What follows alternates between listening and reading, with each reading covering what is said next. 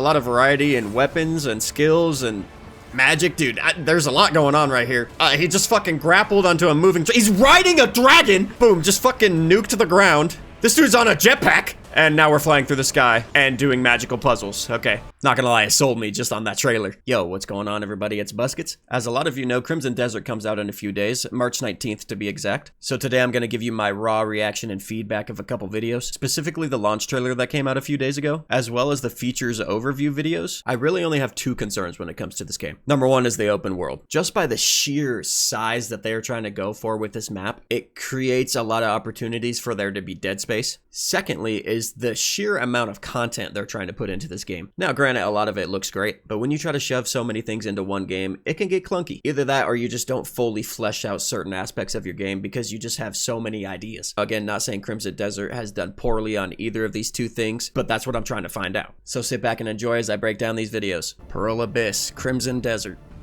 You're finally here. I mean, it looks amazing. So this is the main character, Cliff. I know there's two other characters you can play as well. Let's find out, shall we? Oh, shit. Oh, looks like here we got one of the boss battles.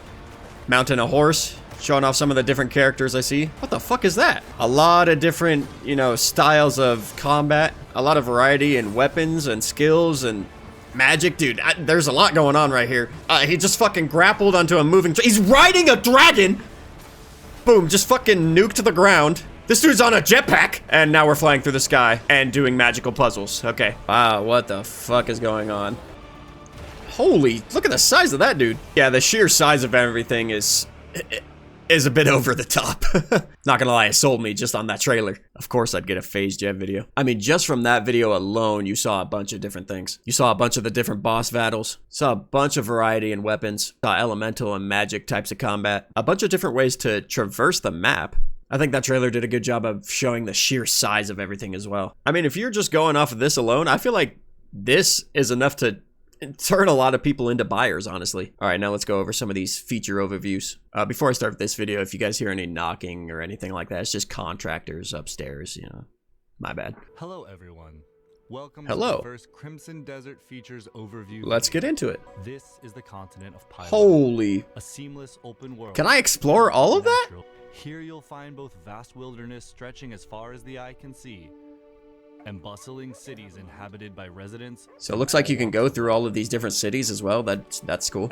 Oh, the Abyss. This must be him flying in the sky.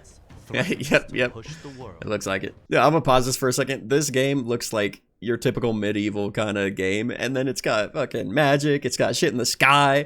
You can fly. Cliff and the Greymanes. Okay, so him and his people are kind of peacemakers. Makes sense. Yeah, you can definitely see the sense of unity here. But we first joined Cliff in the days after. Yeah, of course it was gonna go wrong. Okay, it seems like this is what the storyline will follow. So a fight against the Greymanes and the Black Bear forces seems to be what at least the beginning of the story is gonna be like. Your journey begins with reuniting the surviving Greymanes to rebuild the faction and reclaim your homeland. Gotta build this shit from the ground up. Forces of greed and malice wreak havoc across the continent, while a far greater threat emerges. Greater than the war? Okay, see, this is what I was talking about. It seems like your typical medieval shit. But what is this? Fragments of the Abyss are falling to the lands below and lie scattered across Pylo. Okay. Defeating those that seek to use these remnants and restoring the Abyss's broken balance will be an important part of your journey. What, dude, he just got his arm back. It's like a whole different realm. Pure power, raw and untamed. So this other, realm that they're talking about, the Abyss. Maybe it explains in the video, but I don't exactly know what it is. But it's becoming unstable and people want the power of it, obviously. So there's remnants of it scattered across and we gotta collect them, I guess, so they don't fall into the wrong hands. Bro, this is a cinematic masterpiece. Okay, see, yep. Just like I said, there's two other characters you can play, but the main story is definitely with Cliff. So yeah, they're not really trying to sell people on the main story. While it is a big part of the game, there's going to be tons of side quests. There's these two other playable characters.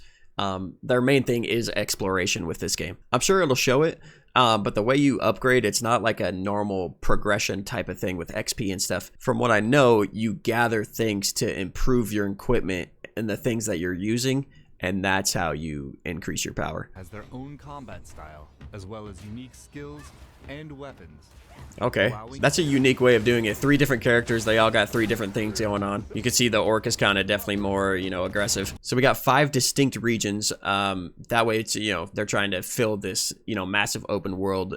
All these regions aren't cut off by a certain level, or you gotta go through the main story to get to this certain area. The whole map is available to you right when you load into the game. So if you want to go to the hardest area there is in the game right at the start, you can do that. So yeah, big quest, small quest, main story, challenges, tons of different content for you to engage with. Bro, what the fuck is that? I just want you guys to look at how amazing that is. And they really want the player to look in every nook and cranny. That's why people are gonna love or hate this game. If you're one of those people in games that likes to look, you know, everywhere which way, you're gonna find something. Whether it's worth it or not to you, you know, that's up to you. But exploring is heavily encouraged in Crimson Desert. Like, look at this dude. He's just traversing rocks like he's a professional rock climber, and then now he's flying through the fucking sky.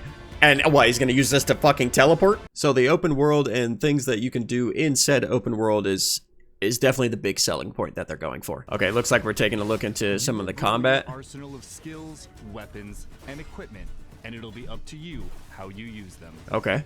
Whether it's an aggressive offense, precisely timed defense, or even using your mount and the environment to your advantage.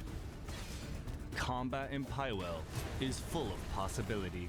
Dude, what the fuck? So yeah, I don't know how strong either of the styles to play is, you know, if one's better than the other. But you can play an aggressive play style, you can be defensive with parries and, you know, dodging or whatever. Obviously, you can play around with some magic, or you can hop in a damn walking tank. Each weapon has its own advantages, so switch back and forth to the ones that best fit your style and the situation you're in. I like that. I like that. Wait, she was fighting people with this rapier, and then she just pulls out a musket. So not only can you attack in all those different ways, you can grab people, throw them. Yep, and here's the elemental things.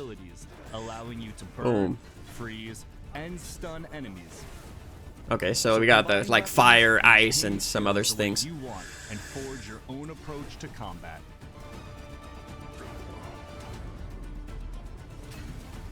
Okay, that was sick. So the combat, mobility, and, you know, timing and all stuff like that, as it's saying right here, is going to be a massive factor in how you specifically are going to play the game. Path to progression. Okay, this is what I was interested in. As we mentioned in our previous features video, you will acquire artifacts, fragments of the abyss that have fallen to the world below through quests, combat, and exploration. Okay, so it was just like I said, you find these fragments across, and it basically enhances damn near everything that you do. Okay. Keeps it fairly simple, honestly. So yeah, that video gives you a lot of the different types of combat you can do, as well as the progression system. Oh, okay. With these upgrades, the camp will become more than just a place to rest. Interesting. You can like expand your camp that you've like started at. So yeah, this video here, the Life in Pywell video, it kind of shows you just like a lot of the little things you can be doing. The smaller quests, obviously you can see the customization here. You can expand your camp. A lot of other things in this video that I'm not going to go over, but if you guys want to look at it, you know, it's right here. Stuff like that is definitely what makes a game feel more wholesome and complete. But these two were definitely what I was looking for. So yeah, the game comes out Thursday, March 19th. Let me know in the comments if you guys are going to be giving it a shot. I know I am. And if you are interested, let me know what kind of content you guys would like to see from Crimson Desert. Other than that, make sure you guys subscribe so you can see all my latest content, as well as the future Crimson Desert videos. And I'll see you on the next video. Peace.